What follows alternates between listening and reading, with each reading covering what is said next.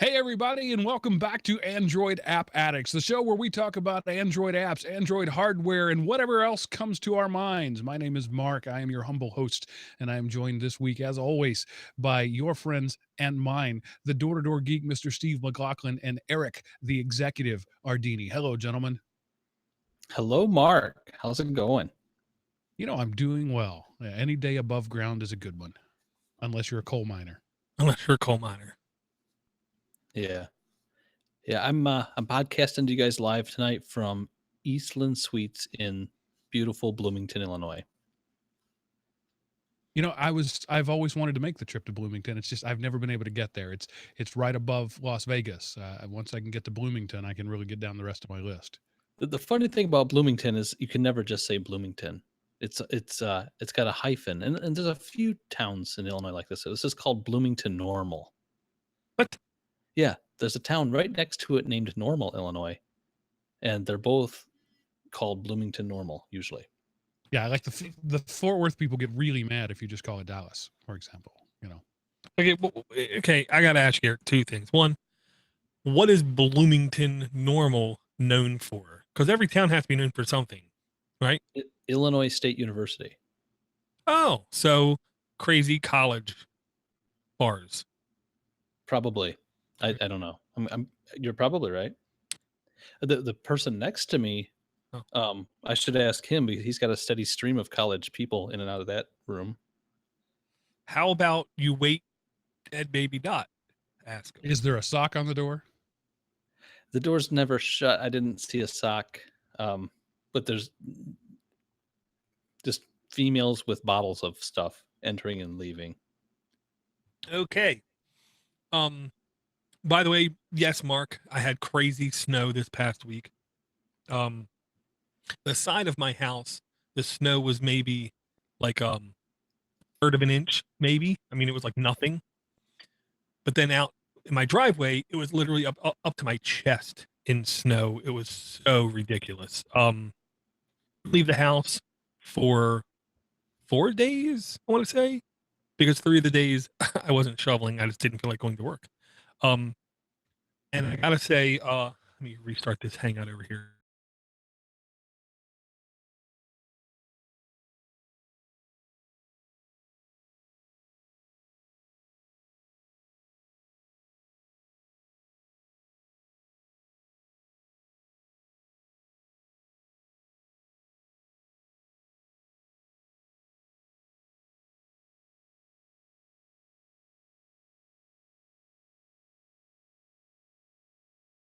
As often as you want to get away from me and go have fun. So she took that to heart very quickly. She booked a 5-day trip for her and her sister, St. Patrick's Day weekend to Vegas. Alrighty then. So yeah. I drive my wife to go to Vegas for 5 days and my kids. Oh, the kids are going to go. As we were getting to, sorry, go ahead. Kids are here with you. With me. A couple of summers ago, as we were getting into bed on Friday night, my wife turns to me and says, "Kids and I are going back to Texas in the morning. We leave at like 9." I'm like, "Are you coming back? Because that kind of statement sounds like you're leaving me." Yeah. And she had just planned a whole vacation and hadn't bothered to tell me at any point. She knew I was working. I couldn't take off, so she just planned it without me. But it was one of those, yeah, we're leaving. She wants you to feel bad. Yeah, awkward pause. You're waiting for some follow-up, like, and we'll be back on Thursday. Yeah, not good. But I literally tried to like do everything short of holding my wife around the neck, saying, "Absence makes the heart grow fonder. Get away from me for a little bit." And I'm joined again by someone standing behind me with the Teenage Mutant Ninja Turtles shirt, who, if I look at the clock, it's well past his bedtime. Billy? Yeah? Hi, Bill. Hi, it took me a couple minutes to get ready. Okay. I love you. Go to bed. You know what this means, Mark? What's that?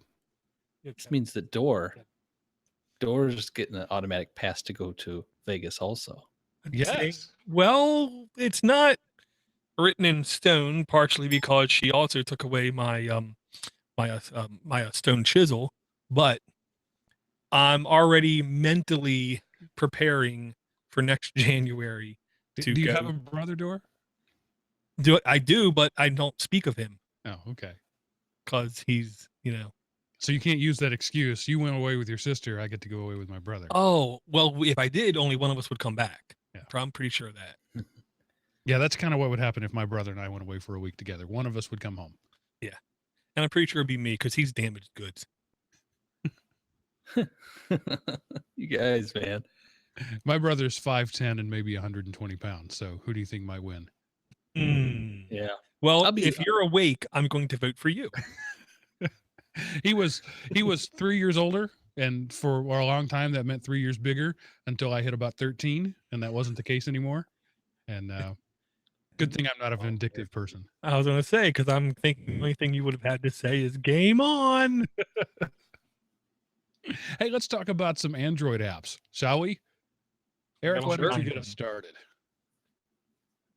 Who did you say? Eric. Oh, I'm sorry. Okay, since Door was so inquisitive about the area that I'm at and what it's famous for tonight, I'm going to start us out with an app called TripSee. TripSee. And this is supposed to be an app that you would load up on your device prior to your trip, so you can like study the area and kind of plan out what you want to do rather than just wing it like I always do. So it kind of didn't do much for me. And it could be the location I'm at, but it basically told me where every part. Bloomington normal just didn't light it up. Well, there's stuff. There's definitely stuff, but it's mostly mansions and parts of the university, different parts of the university and mansions. It was the main things that I found here. What's the other app that does the same thing? Maybe the one that tells you about important locations, including historical locations. Right. The Google one? Well, Google bought them. Yeah. And they made the crappy GPS enabled game that I can't stand. Ingress. Yeah. Field Trip. Yes, Field Trip. Yeah. This is an interesting idea for an app. I'll say that. Yeah, I think if I was going to Chicago and I wanted to know what was going to be around my hotel within walking distance, it may be a lot more of a relevant app. The trick with these kind of apps is it's either feast or famine, and it's all about the sliders. If you want to see everything, like for example, in North Georgia where I live, every square foot of this area has had at least 5 major battles on it in history. And so if you turn on the history thing, you're going to drain your battery with alerts. They're in Bloomington normal. If you turn on the nightlife thing, odds are it's going to be some crickets chirping. It's always the challenge there of what do you want to see? And that's why I think apps like Google Now win, because they already know what you like. I don't know if you can hear that. I think I must be close to an airport too. Just realized this. Nope, can't hear it. Sounds fine. I'll say I'm an antisocial fellow natively, but I'm the kind of person when I go to a town, I don't want what some algorithm says I should check out. I want to know somebody who is there or who was there. Literally, I'll ask like even a waitress or a bartender, "Oh, where should I go? What should I see? What should I do? What's interesting here? What's different here?" Well, wasn't that the promise of Foursquare? It was supposed to be your social network location specific. I'll say yes, just because it sounds appropriate, but I'm honestly not sure. Field Trip was nice. If you didn't know nothing about the area and you just stumble on things like Mark. I could see it going crazy, like what you said around your area. I've honestly had it give me maybe I could probably count on one hand how many times it popped up and told me, "Hey, something happened there." But yeah, feast or famine, like you said, though. What was the Google goggle? No, it's layers. It was supposed to be camera and the augmented reality thing, and you could see what everything was. I always thought that was the great way to go, but Yeah, it never worked. I mean, that nobody put into it what needed to be put into it.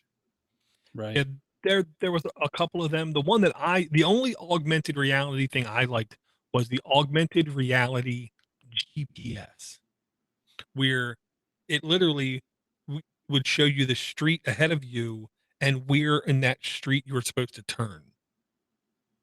And it actually worked because, like, in a couple places when I was in Baltimore, there are like, there's like small house street, and then it says turn in 500 feet. The hell does that mean? Is that 500 feet or is that 550 feet? I don't know. So I actually used that augmented reality, and I could see, oh, right past this house I turned. That was the one time where I thought augmented reality was functional, useful, and kind of cool looking. Was that like AR GPS or something? That sounds exactly right. Yes. That's okay. Okay, I guess we kind of stomped all over that one, talking about other apps that we didn't like, and we didn't That's really fine. talk about that one. So I'm going to bring an app, What? and it's not a new Yay. app, but it's new to the Play Store. The Zcast app is now live in the Play Store. No longer, well, I started to say beta no more, but it's still beta. It's just now public beta. But it's not called Zcast anymore because there's already another app called Zcast. It's called CastBack, podcast, feedback, CastBack. But you can't search for CastBack because when the developer first put it in there, he called it Zcast, and apparently you can't change that. Therefore, the riddle is solved of apps that have one name in the Play Store and another name of the app. Once you load it, you can't change it. Okay. Yeah, and the way I always tell is most of the time they put the name in the physical file name, which becomes the URL name. And yes, when I look at this one, I can see com.qijaz221.zcast. So is it going to go through another name change once it comes out of beta then, so everything can be correct? I don't think so. I think we'll just have to figure out some creative way to work the URL. Well, the one thing I would heavily encourage him is to basically, this is Google Play SEO. You literally in your description say CastBack can do this, CastBack can do that.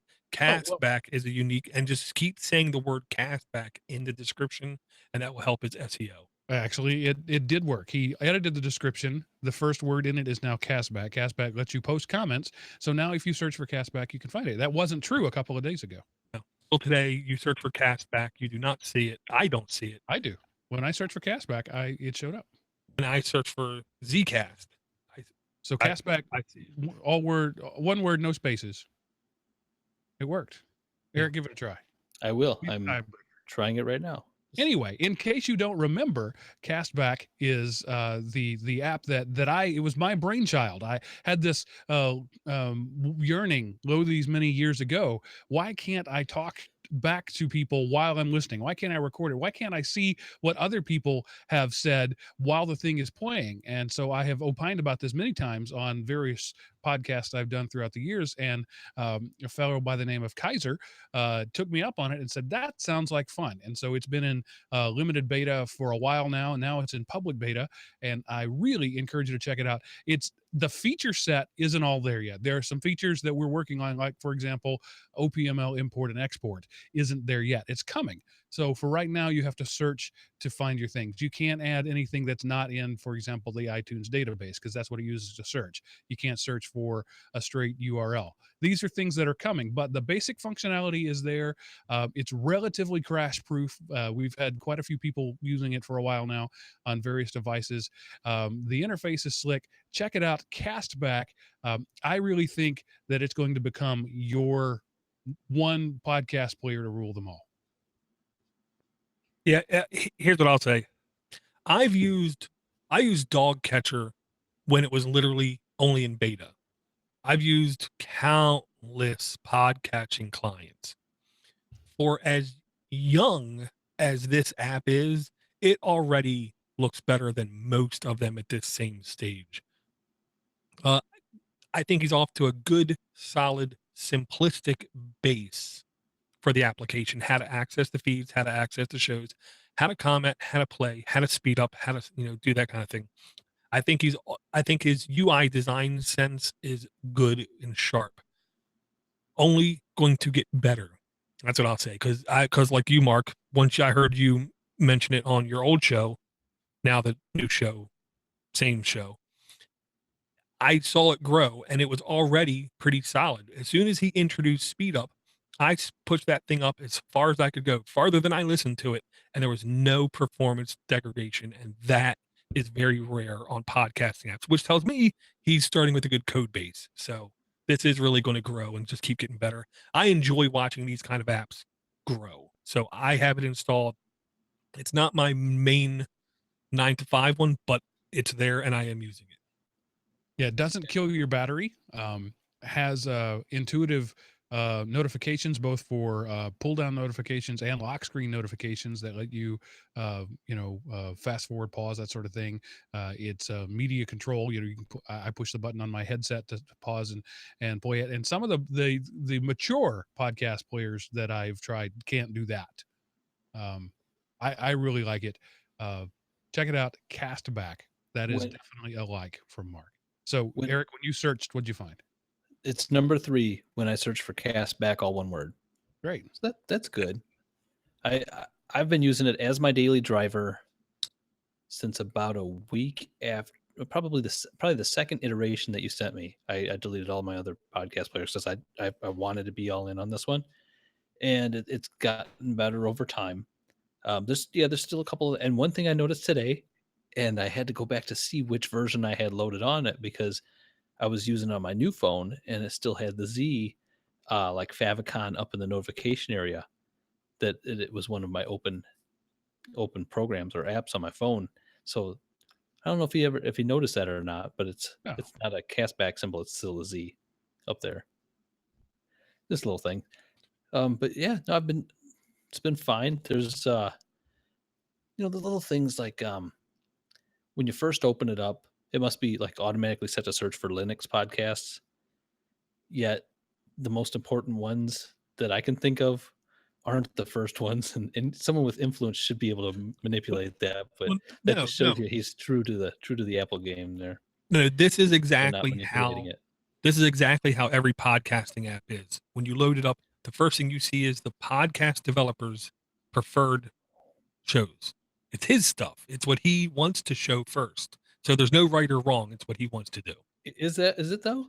Yeah, I guarantee it. That's not just a general search for Linux. Mark, what do you think? I don't know. I think it's probably a mix between the two. It's front loaded. It's a search, but it's a search that he put in there. But for example, my Everyday Linux podcast, this started life as the Everyday Linux app. And that was the one feed that you could do. When he started making it multiple feeds, Everyday Linux didn't show up in the search. You could search for it, but it wasn't one of the first things. So I'm not really sure what governs that, but most people don't really care about the defaults. I mean, I don't think so. You're gonna search for what you want anyway. But it would be nice if actually I'm complaining that he's not playing enough favoritism. I want all my stuff to be the first thing that shows up. Well, when I type in Android, I don't expect this podcast to be. No, never mind. I do expect this one to be first, but I'm not. I'm not expecting it to be first. I do know for a fact he's using the Apple API to search the iTunes store. Whether we like it or not, that is the Yeah. podcast database of record. And the fault with that is before this podcast, which does actually record every week, used to be every day, used to be every 3 days. There's ones that haven't made a recording since 2012 that come up immediately in the Apple search. So that's, I just, Yeah. And that's why I'll say the best podcasting apps do not use just the pure Apple results, because the Apple results suck. They constantly have by the top things that haven't been produced for years. this is where I'd like Google just to start. It's coming. Yeah, they're I working know on it. they're teasing it and working But it. Google is, as much as they claim to be open, they kind of hate APIs. So I have a feeling that once they do release their big database, there won't be an API for it. You'll have to use their app to do it. Yeah, Not gonna argue that. So Right. 2 weeks hence on let me get my dates right. Is it the 10th? No, that's not right. It's the 4th. On the 4th, next week, the developer of the app will be here with us and so you can grill him in person, Eric. I won't grill him. I will praise him and thank him. Yeah, I'm just amazed how quickly he's able to make something pretty that doesn't crash. Because I know if I was making an app, dude, it would be god awful. It would be so ugly, and it would probably cause phones to boot loop. Yeah, he's a solid developer, and from what I can tell, a really nice guy with a handsome beard. Well, that always helps, right? Yeah, that's a plus for 2/3 of the right. people. On this Moving podcast. on from the infomercial, Door, what apps do you have for us this evening? Okay, this app, this is utter ridiculous, classic Door favoritism. And if you don't know what I mean when I say this, then I'm very sorry. The app is called Waffles Be an Anchor. And because it's called Waffles, I had to bring it up because everybody should like waffles in one form or another. They're delicious, they're flaky, they're chewy, and they're crispy. It's a kind of miracle all wrapped in one. But this app, unfortunately, has nothing to do with the delicious meal / dessert, because you can even have chicken in waffles, or you can have waffle covered in ice cream. I mean, it's so, what you can do with it is amazing. But this is not a It's Belgian. only available for use by hipster chicks. That's the thing. This isn't about Belgian cuisine. Instead, this is a selfie-loving hipster chick wanting to be a news anchor type medium. The tagline is "Everyone is an anchor," and every shot you look at, none of them look like A, they're trying to be professional, B, they're trying to be businesslike. They're not telling you the way it is. They're all like young 20-something girls. So, and it says there are 5 reasons that you can't miss Waffles. It's an app for everyone to share interesting things that are happening near and around you. And you get paid. A international news, live events, or cool trip can be your material in Waffle. You are the anchor of your life, and everyone can explore the world through your beautiful eyes. Oh, Ah, So Nice. there's another name for this. It's right on the tip of my tongue. Instagram. Yeah, that's but what this is video. You can do video with this. Guess where I am? The beach is so peaceful. Let me show you. Right. And you can stream live video too. So this tries to be a little bit more than Instagram, but you got to remember the number 5 reason, Mark. It's going to be super fun. Right. And you get paid. Who doesn't Hey. want to get paid to have fun? It's got more than 100 installs. So that's nice. yeah, but I like money though. I like money too. It's got 9 reviews. I'm just, I saw Waffles and I was drawn toward it like a drunk to a bar. You know what I mean? I had to look at it. And then I looked at this first screenshot and said, oh, okay. And then I looked at the second screenshot. All right, that's a weird place, blue button, but let's move on. Now to the third screenshot and said, "What? I'm really not sure what I'm looking at." So if you want to be a 20-something anchor that might be appropriate for, I don't know, the Russian naked news, then you might want to check out Waffles be an anchor. It's funny because the first screenshot, it, it says, "Let the world see the news that's going on through your beautiful eyes." The first screenshot is a girl in a pool And you can't see your with eyes. sunglasses on. You cannot, mirrored ones. You can't see your eyes at all. And I don't know what all could be going on in a pool so much. And she probably doesn't even have one hand on the camera. No. So that's somebody's filming her. Oh, maybe she's, I don't know.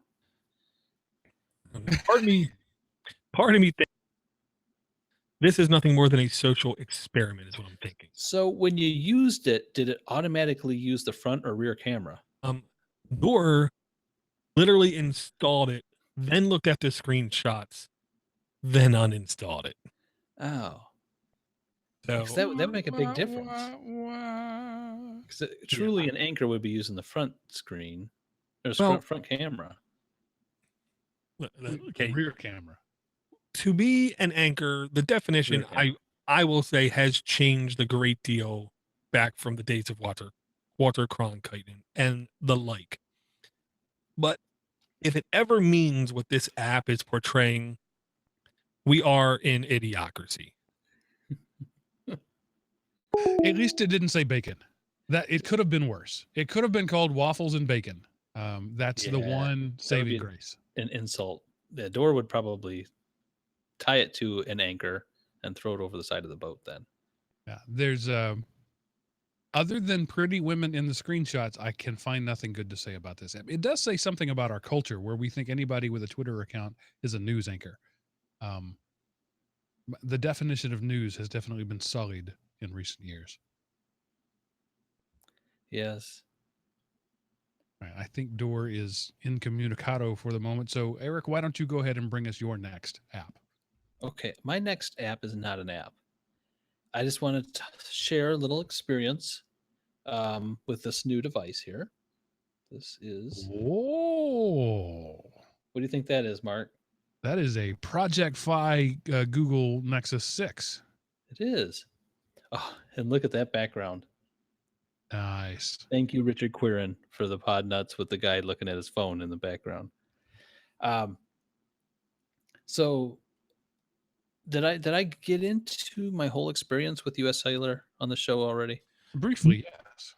You just glanced on it. I will say this. And before you started, I just got to say, this is the phone that everyone who's a journalist is screaming about how great of a device this is, how perfect of a device this is. Which could be a big part of why I decided to get this one. I was so extremely mad at US Cellular that I had to leave their service completely. And I knew I didn't want to go because I also have Comcast I don't like. And so for that reason only, I knew I didn't want to go to Verizon or AT&T because they are the blue and red wireless versions of Comcast, from what I understand, as far as customer service and treatment of their customers goes. So I applied for a Google Fi account a couple months back, and I got the invite probably a month ago, not knowing that this whole issue with US Cellular taking advantage of people was going to happen. So I signed up. Within 3 days, I had this phone, which was 2 days ago. And I gotta say, I've had the Note 4 for a long time, over a year, maybe a year and a half. This is not much of an upgrade from the Note 4. In fact, the build quality. This is my first Huawei device. It's probably a lot of people's first Huawei device. And I guess I just kind of took for granted the build quality of a Samsung, but this is nothing compared. I mean, the edges are rough and don't line up right. One side's raised, the other side's sunk. The color of this bottom piece doesn't match the rest of it. It's just, it feels chintzy. The metal doesn't feel as strong. I mean, I know I can throw this Samsung, or I don't know, maybe throw it might be a strong word, but you just know that this thing can take a beating. This feels very fragile. The What's Nexus an 6P. aluminum case, right? Yeah, the 6P is aluminum. The back of it is the very bottom of it's plastic and the very top of it's glass. To allow radio waves to get past the aluminum. Right. Now the Samsung is all metal framing around the edge, but the back of it is a snap-on like leathery plastic thing or whatever. But to feel it, I mean, you can't. If you put the Samsung in your hand and squeeze, the frame of this phone is not going to let you bend it. I don't have that same confidence with this thing. It's Well, just I'm sure you've seen the bending videos, right? I did, and I sympathize. I can just I really can feel that could possibly be a very realistic video. Like the Oppo that Door checked out a couple weeks ago, the fingerprint reader on this is phenomenal. Really nice. I mean, I was used to the Notes fingerprint reader where you had to slide your finger. I mean, it's always been accurate, but it does take a little longer. That one, the Nexus 6P has a very fast fingerprint reader. The camera, it's and I didn't realize this until afterwards. It's actually lower resolution than the Note 4. So, and you can tell it when you take pictures; they don't look as good.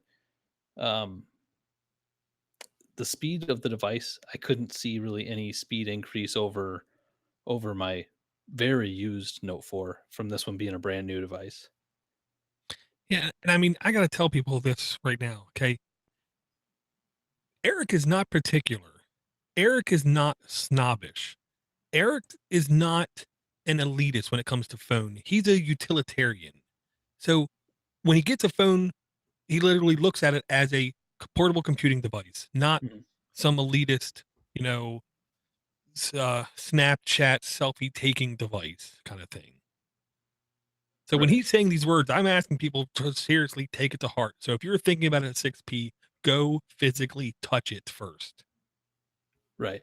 So in my opinion, I think I felt it was a downgrade to go to the 6P from my Note 4. And for the reasons I've mentioned, and then plus I still consider the removable battery and the SD card as a plus for the Note. I think that that's a good option. I like having it. Maybe I'll never swap the battery out. Maybe I'll never touch the SD card. But I know, especially when it comes to rootin' and ramen, as these phones age, that stuff does start to become a little more important. Um,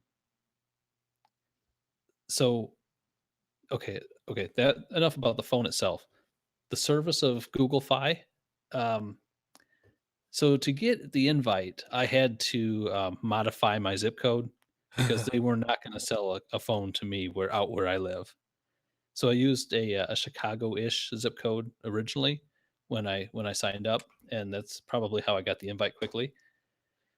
I which is fine. I'm in Wi-Fi all the time, so it whether their Fi service, which uses T-Mobile and Sprint, whether that reaches me via the radio waves doesn't matter most of the day because I'm on Wi-Fi anyway, and it uses Wi-Fi to make your phone calls, SMS messages, and internet.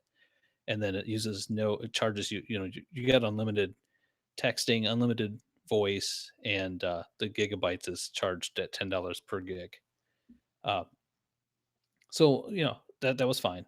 And I'm going from unlimited data on this to something that's going to cost me per megabyte, really, on the Google Fi. But I'm just changing my whole attitude on it, changing my whole way of usage because I never used to turn my Wi-Fi on. Now I'll never turn my data on.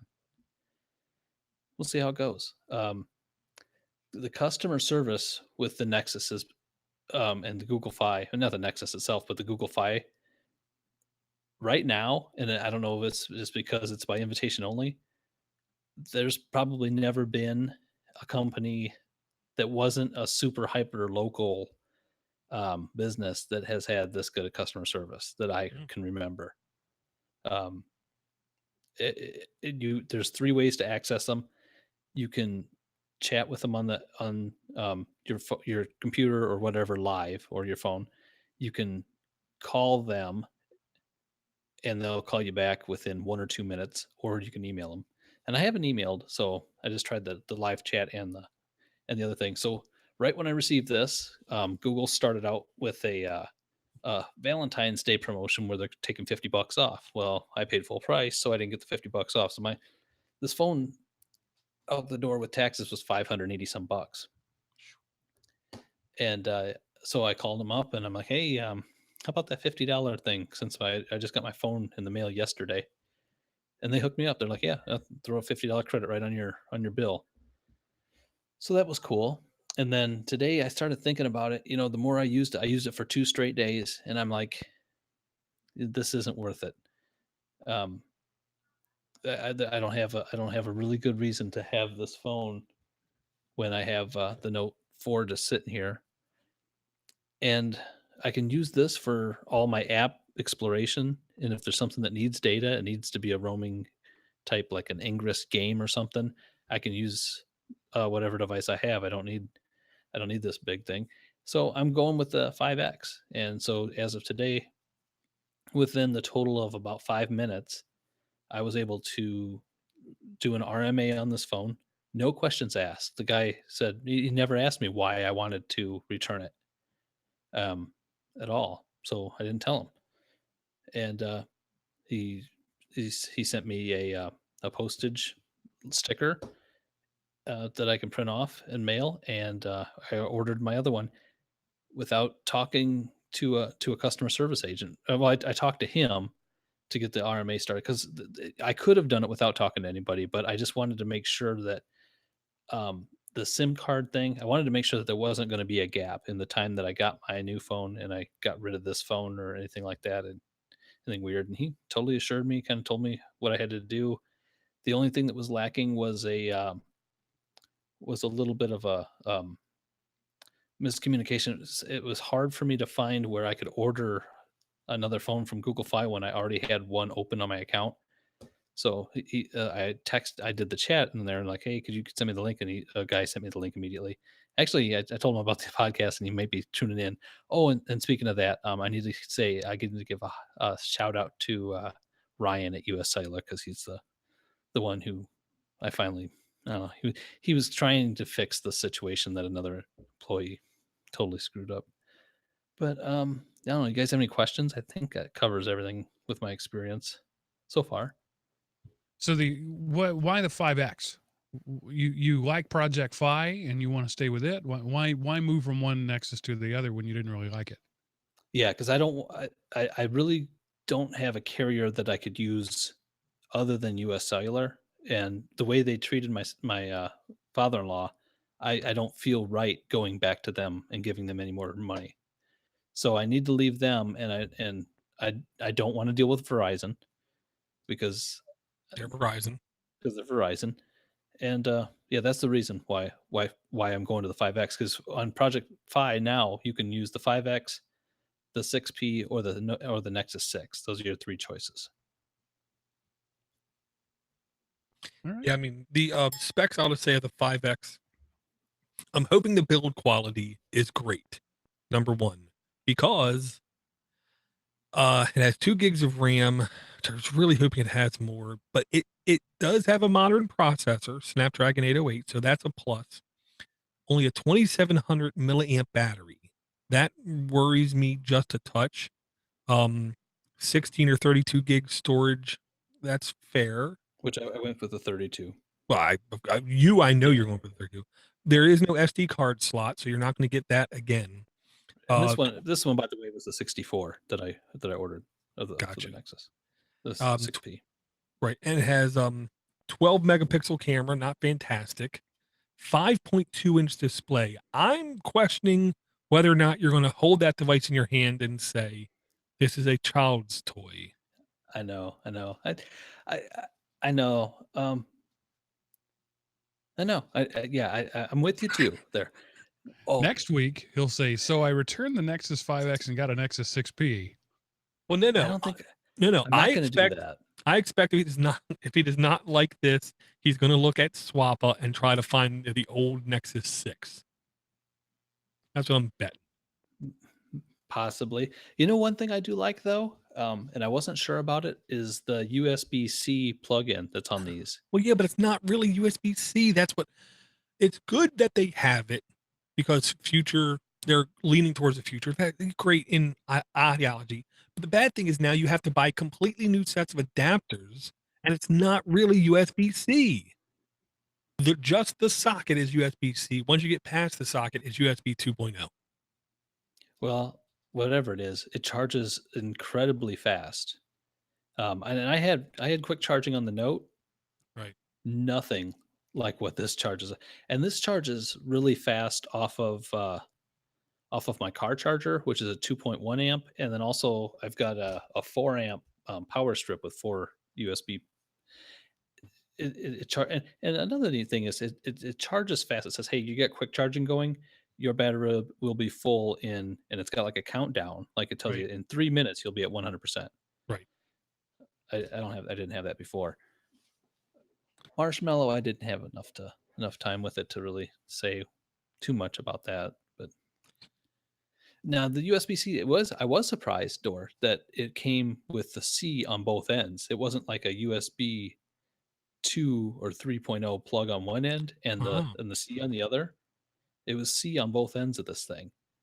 So you have So to have that- an adapter to plug it into anything. Yeah, it came with an adapter that plugs into a outlet, but as far as hooking this up to a computer, no. I Or had your no way to car. do that. charger. Right. Yeah. No way to do that right out of the box.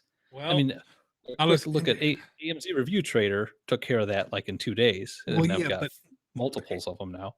this just reinforces my feeling, I'm just going to say, towards Nexus devices, which is you smell like a beta tester, Eric. Yes, yeah, and I feel like one. I do with this thing. I can't say that I would ever buy another Huawei. Just by the, I mean, if somebody would tell me a 100% Chinese phone, this is about what I would expect. I mean, it looks like they tried really hard, but it still has that. You can just tell. I mean, and I don't know why Samsung in South Korea can do so much better job. But I don't know. This is pretty. It's because anybody else would charge $700 for it. They cut every corner they could. Well, I mean, This is by no means cheap, though. I mean, it's not a $300 phone acting like this or feeling like this. well, and that's, to be honest, why I worry about the 5X. It is a $300 phone. Right, and that, yeah, and 2 gigs of RAM. I'm not a huge fan about that, Well, but I know. Here's what I hope. Motorola Moto X's have less stats versus other phones, but the OS is truly optimized for the device. Maybe pure vanilla Android is coded well to work with that, and it will performance-wise be snappy, quick, and reliable. Maybe. And I'll tell you, I am excited about being plain vanilla Nexus instant updates. I'm cheesing about that part because my Note 4, I'm still on Lollipop, or whatever. So I do like that because they're so slow with their updates on my Note, and I think most of it's US Cellular probably as much as it is Samsung. And when I was making my choice, it really came down to the Nexus 6P and the Moto X Pure, which I ended up buying. And the big reason was that USB-C port. I wasn't ready to go buy all new cables and all new adapters everywhere throughout my life. And I decided that the Moto X was the way to go. And based on your review and my experience, I think I made the right choice. That purchase for the USB port, the USB cords, I mean, I've already got it routed in my car that goes up to the dock, and yeah, no, It's that was not about the money. It's about there's no, like Door's saying, it's a change for no reason. You get no value out of it. It's just a different form factor without any benefit. well, I don't have to plug it in 4 times every time. Yeah, turn it around Okay, and touche. turn it around again. That is turn- that. I mean, to me, and I mentioned that to the 2 girls at work and my wife, and I don't know if it's a guy thing or if it's just a me thing, but they don't have that problem. I always have to at least plug it in 3 times before it gets charging. Yeah, the Snaps magnetic connectors that should be here anytime around December 2015 are just going to solve that problem for me that I got from Kickstarter. Yeah. Yeah, I've tried to order those before too, not from Kickstarter, but I never got mine either, and I totally ordered them from a place that they were actually selling them. And I yeah, that's All right, weird. well, since you breached the hardware threshold, I'm going to bring up some hardware, and like yours, it was a near miss. Mm. And it was it's nothing unique, right? There are tons of these around, but the one that in particular that I bought is called the JD Player, Xenoplies MX3. Whoa. How do you spell that? JADY. I don't want to even look at that. There's kind of no reason for it. Just any if you search for MX3, I'm sure you're going to find it in Amazon. But just any of the class of 4K quad core Android 4.4 TV boxes. And so this was it retails for $50. I got it a little less expensively than that. And it's almost there. It's almost there. There's two kinds of problems, and I think the hardware is one. It's optimized for local playback. It handled my local files in full 4K, or not 4K, but 4HD, full HD, no problem. Didn't miss a beat. Actually looked better than the current media center setup that I've got right now. Better than both the Roku and the Raspberry Pi that I've got running. But when it went to streaming, sources like Netflix and YouTube, anything that required some software processing instead of full hardware, just couldn't do it. It couldn't do it well. And it's Android TV, which has some benefits, but some negatives. I think it's a case of doing lots of things, but not doing any of them particularly well. And it's an Android TV problem. Like, for example, Amazon got all pissy and you can't watch Prime Video on an Android device. So that's a little annoying if you're a Prime user. It also, even though it's Android, can't really work as an Android cast device. There's hacks around that, but none of them are native. I should be able to cast from Android to Android, but Google wants to keep that the purview of the Chromecast, which is slightly more expensive or slightly less expensive than this. But the Roku, the Chromecast, the things that do streaming well can't do local video well. So we're in that gray spot, particularly in the home theater world, where it's just things aren't there yet, and there's a lot of people to blame. Android is to blame, Apple is to blame, Amazon is to blame, and the hardware manufacturers are to blame. So while this is one particular device I'm reviewing, I think my overall thing is don't go spend your money on an Android TV unless you just want something to tinker with. If you want something to throw in the living room and just be your one box to rule them all, Android TV isn't it yet, no matter what hardware you put it on. And I think this is really solid hardware. It's just the software isn't there. Now, is there a Nexus TV or a different Android TV? Isn't there a box that's like actually? There was. They don't sell it anymore. Yeah, I'm pretty sure they took it off the market. Okay. So it's kind of like basically you're running an Android operating system on some hardware with an HDMI port. Essentially. Yes. And the hardware's great. So it's got not just an HDMI port, it's got 2 USB ports, 2 standard USB, an on-the-go USB port, an SD card, gigabit Ethernet, built-in Wi-Fi, SPDIF if you really want to get to do optical audio, an HDMI port. It's quiet, it's cool in terms of temperature. The remote is nice, it works well. The hardware I have no complaints about. Just it's running Android. And maybe if I hack this thing and put something else on it, it'll be a little better. But I think the reason I'm bringing it to this show is not instead of your mini PC show, is because it's not really about the hardware, but about the operating system. Android isn't ready for the living room yet. Well, it matters what you want to do, I'll say, but if you go into it thinking it's going to be a complete home theater experience and you buy it literally for $50 off of Amazon, doesn't matter. It's going to pretty kind of suck. And they do still sell the Nexus player. If you go to Best Buy, you can get it right now for $69. I'm sure that would be a better experience, but I'm also sure that you would say almost the same thing about that device because it's hampered in such a way because some people just don't want you to put their content on TV through Android. They purposely cripple stuff a little bit here, a little bit there, to where it really makes it hard and difficult unless you have an extremely niche need.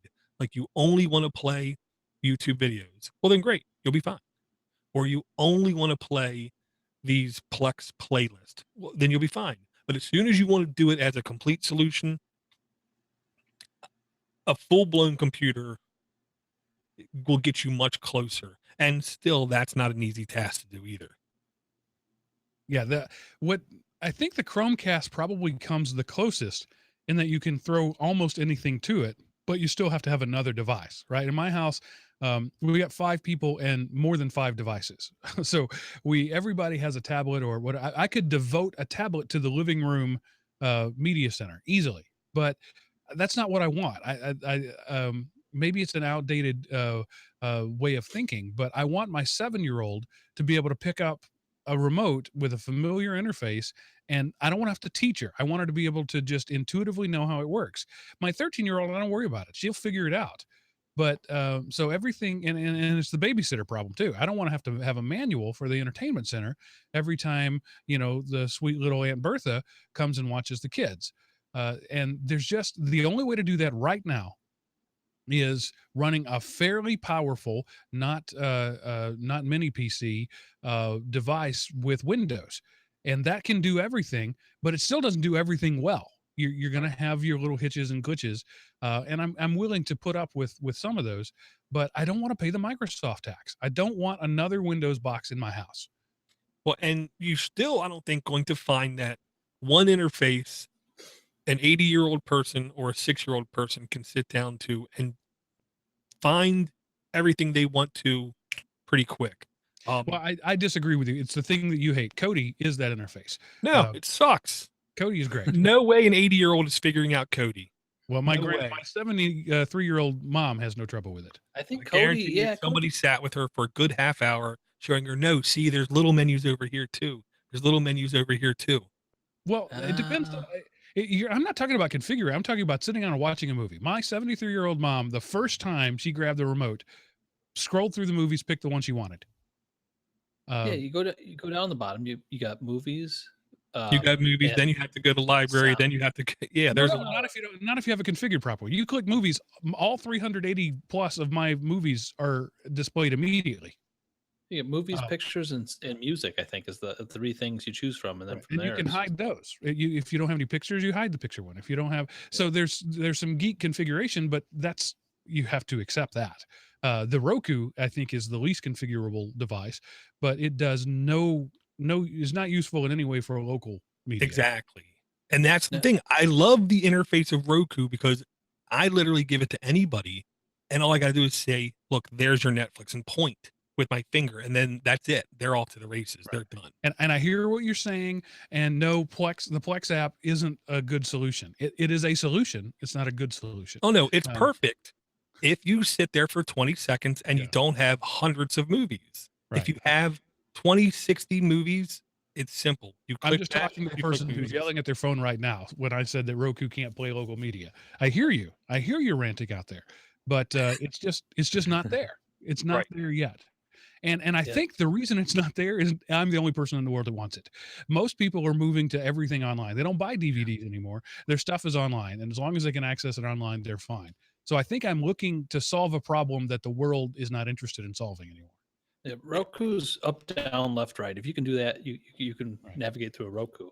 And what I like about Roku is that each of the apps carries the interface on. So like if you're doing a Windows box, even Windows, like I said, when you move to the Android app, it's a new interface. When you move to the Amazon app, it's a new interface. Roku does a great job of constraining that. It does give you some limited feature sets because of that, but it is universal. And I like the search on a Roku. I type in the movie I want to watch or the star I want to see, and it lists everything, whether I have the app installed or not. Right. And it'll say, hey, you can get this on Vudu for $2.99. Well, I don't have Vudu installed. Well, click this button and you will. So Roku is great. It just needs local media support. Yeah, and that's what I love about Roku for my wife is every channel, quote unquote, acts and reacts exactly the same. So if she's witnessed one, she knows how the rest are going to work. When I showed her every Android solution I've had, as soon as she sees Netflix looks different than Plex, or this looks different than Crackle, or this, and it's like game off. I'm done. Get away from me. Kind of Now thing. you can run. Can you still you used to be able to run Plex on Roku? Can you still do that? You Yeah. can, but it's Okay. it's not an intuitive interface. Oh no, it's horrible on Roku. Okay. Um, Mark, this is very similar to the same device I purchased.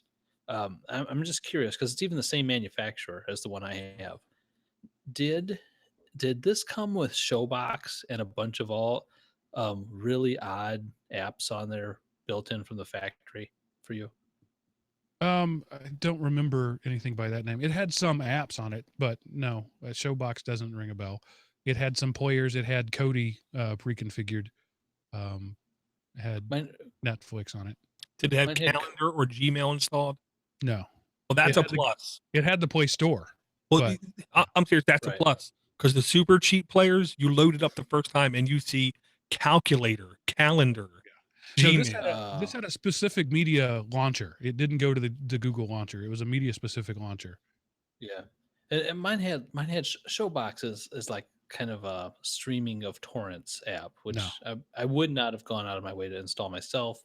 It was on there, and the Yeah, content's I there. remembered you saying you were kind of scared to put your credentials in it. I felt this one was entirely legit from the beginning. Yeah, it sounds like. 'Cause, I mean, it had like India player and all these other weird foreign different from everywhere. Basically, if there's content out there, they put the app in the box I got.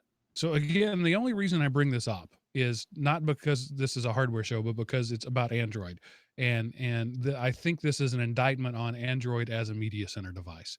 It just you can do Configuration. it, but kind of. Did you hook up a keyboard to it? A keyboard Yes. touchpad or anything? Yes. Was it a Bluetooth one or a USB one? It was a USB, the one that I use on my Raspberry Pi now. Okay. And it just Yeah, it worked. Yeah, I was impressed with that too. That the drivers were there for something like that. That was nice. Yeah. The main reason I say configuration is I've owned now like 6 Android home theater type devices, and the ones that had good aspects to them, because none of them were good, it was clearly because of how the software was configured and how the interface was. If you have a good fly mouse, it's much less stressful and painful, because if you have to literally click up and down to go through even just a basic interface, nobody wants to do that at home. Right. And when it's a bad interface, the frustration builds very quickly on Android on the home theater. My Remix Mini I have upstairs, it's fair. When I'm on the desktop, it's literally too many clicks, too many movements to get something started. But once I get something started, it works great. You know, the apps I think for consumption are good, but the interface to get to the apps, I don't know what it needs. Honestly, what it would be great, and dare I say it, is voice actions. Instead of fumbling through anything, just say, watch, Trailer Park Boys or, whatever, and just have it work. And that's where Microsoft with the Xbox, they've got the Xbox as a media consumption machine. And you plug Fire your cable TV too. box. Yeah. You plug your cable box into it now. It does all the stuff, and now with when you have the what do they call it, the Connect, it's all voice activated. Even it'll send signals to your TV, to your stereo receiver. You just say Xbox volume up, volume down, Xbox go to CNBC. Nobody would do that, but Xbox go to Home Shopping Network. Much better, right? But anyway, yeah, we use that a lot. I mean, that's on our main television. We can't even change channels on on the Comcast box that's hooked to it. It's all 100% through the Xbox. But they are sloppy with that interface too. I mean, it's supposedly Windows 10. I don't see it. So I But think the next thing I'm going to try is one of the Vin Smile there you go. Atom sticks, but you're looking at almost 3 times the price for one of those. So it's not even a fair comparison. Right. Yeah, and it's a full desktop. Right. I think we've beaten the hardware horse long enough, and in fact, we're running pretty long because of it. So, Door, give us a couple of apps to end strong with. Okay, first one I'm going to bring, Eric, it's a game, and there's no video. So, must be awesome. Great game. Must be Great game. fan-diddly-tastic. And the first image in the Google Play Store, if you look at it, it looks like it's an artist rendition of the female who was in that horrible movie, Jupiter Down or something. Jupiter Ascending. Mila Kunis. Yeah, thank you. Can never remember her name. This is a really pretty, like endless runner, shoot for the horizon, pod racer-esque. And I'm really sorry. I gotta apologize right now for saying that, but it kind of is. like that. Really good looking, honestly, genuine fun is what I'm gonna say. Just, you just hit a button, you just race and try not to crash into things. I liked I can't remember what it used to be called on Mario Kart, where you could play like the ghost mode, where you could see your previous run's shadow. Yeah. I thought that was cool. I'm definitely a fan of these kind of games, and I just have to play them for a little bit, get my thrill, and then turn them off. This next I'm going to bring, I think it has some history. I think this is one of the types of games that I'd never heard of before, called I Have No Mouth.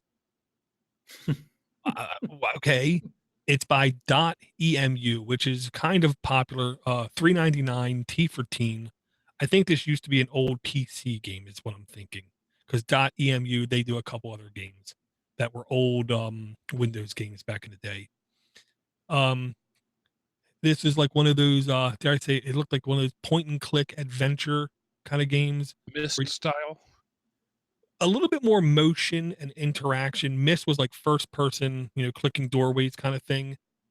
This was a little bit different, and it looked like there was some horror aspect to it. It seems like it might be one of those things that somebody out there loves. This really isn't for me, but I did like the graphic style because it took me back to my 20s, maybe. Yeah, it's definitely the full title is I Have No Mouth and I Must Scream. Thank you. Creepy. Just a Scotian by that, I mean, yes. I really wish Eric had children younger, because I do think that this next one would be both happy. Goosebumps VR. Oh, I saw this one. I haven't played it yet. Yeah. The good thing is you can do 360-degree view, virtual reality, or the headset cardboard-esque experience.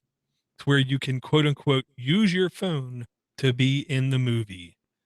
I almost am afraid to give this to my children because I'm afraid how long it would take me to get my phone back. Yeah, they'd love this. Yeah, my kids went through a Goosebumps phase where they watched way too much of it. I will say that. Huh. Classic cross promotion of the movie. Yes. I'm familiar with the books. I've never seen a movie of it. Yeah. I know if it is, my kid will soon ask me to see it. Okay, now there's one app I got to put out here, and I'm really putting it out there off of nothing more than hearing Leo Laporte almost fawn over the developer during This Week in Google, even though the developer said the word Trump like 5 times. I thought that alone was going to cause Leo to go into like spasms.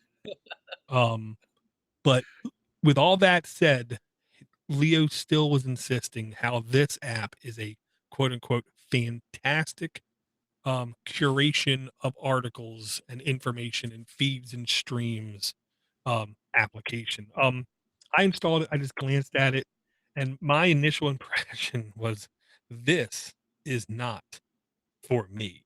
Uh, I don't want to say hipster kind of news, but it definitely, there's more than a couple things in the discovery tab, which is the first tab, that just made like, what am I looking at kind of thing. Besides Apple News, I clicked, I liked technology and nothing else. And I see in my list, dental and oral care. This is how to brush your teeth in space. I really don't care about that. NCAA football. I never clicked sports. Star Wars, which, okay, that's fine. Celeb, Democratic Party. I clicked technology. I don't want Democratic Party. There was more than a couple things where I'm just looking at it. Running. I never clicked anything like that, but it's in my discovered list. I said I want technology because I want to look at technology. Yet they're trying to shove this other stuff down my throat. It's funny that Leo had him on and discovered this app and brought it to everybody's attention, since you brought this app way back in episode 343. No. Yes, you did. I'm regurgitating my own stuff. Yes, way before Leo Laporte discovered this app for all of us. So there you go. Wow. He must have finally listened. And he said something he said something during that show too that I just had to like, oh yeah, you must have listened to a different podcast, because he's like it had to do with gambling, or I can't believe there's somebody gambling in the outrageous or something like that. I'm shocked. I'm shocked. I'm shocked to hear that there's gambling in this establishment. Yeah, right.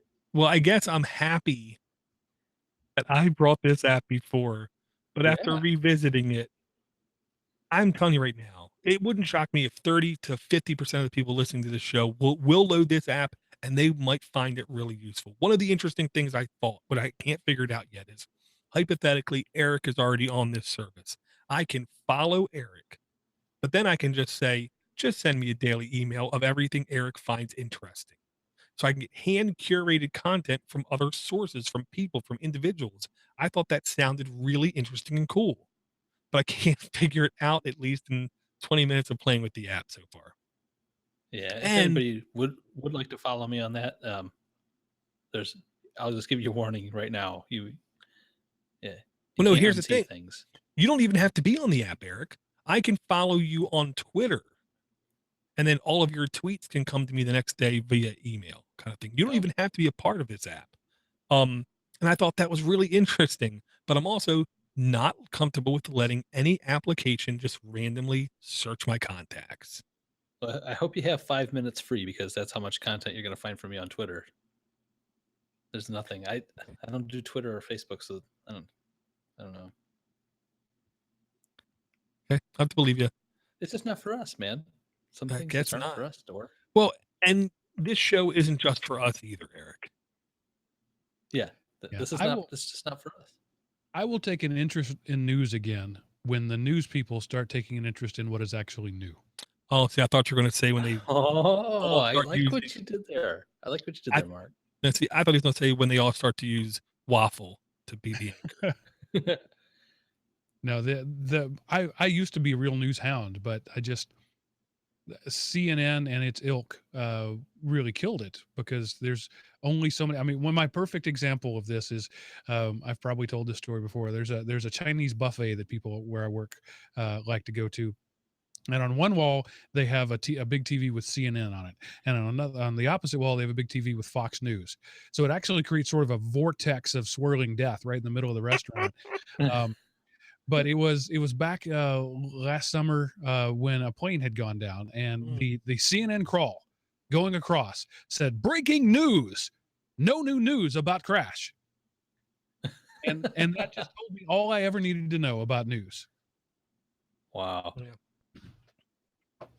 Unfortunately, it's, I believe, a network grab for ratings and really not much more. Okay, let's get off of that distasteful subject. Thank you for bringing us a crap app that you actually brought yourself. That's sort of a closing the loop there. That's great. Well, I'm very happy I could make you happy.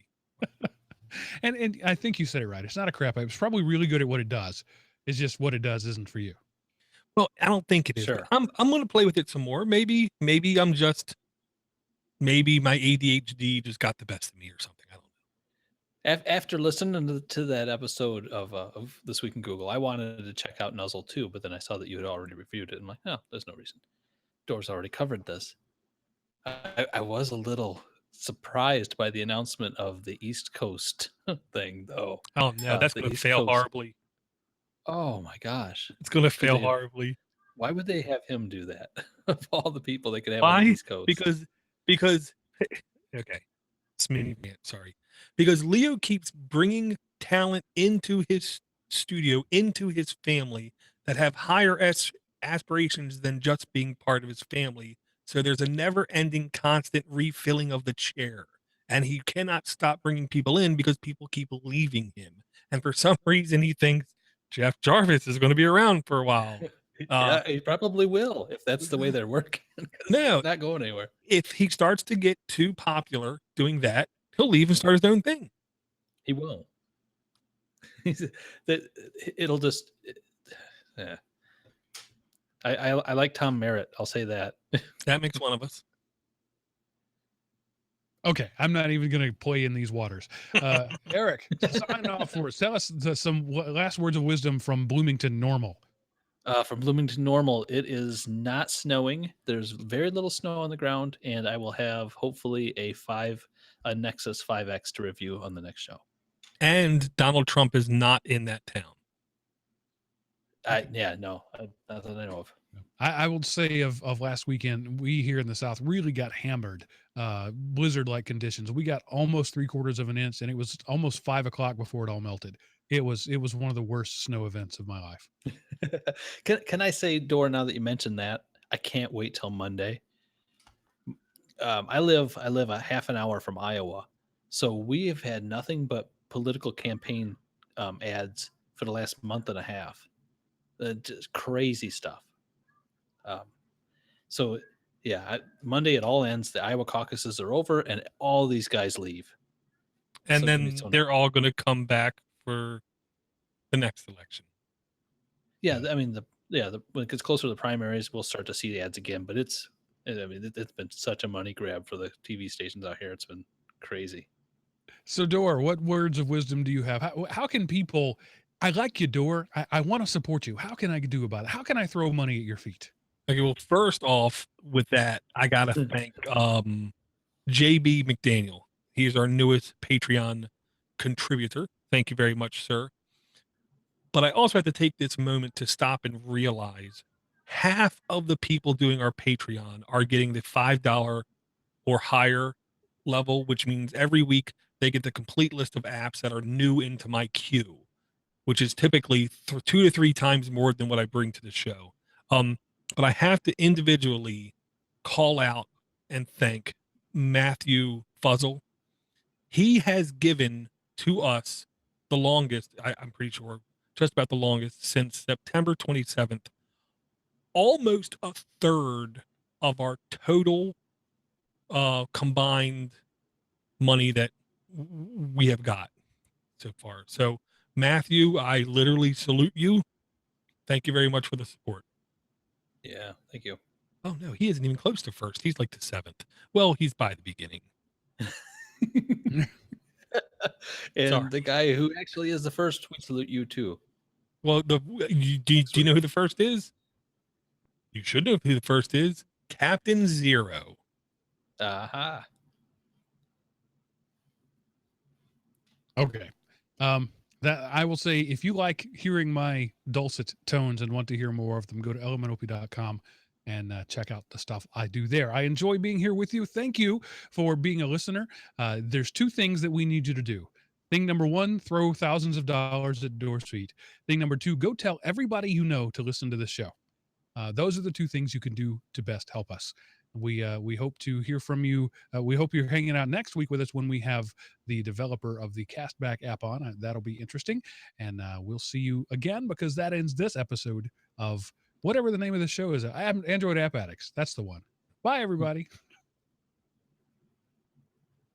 I'm going to let you clean that.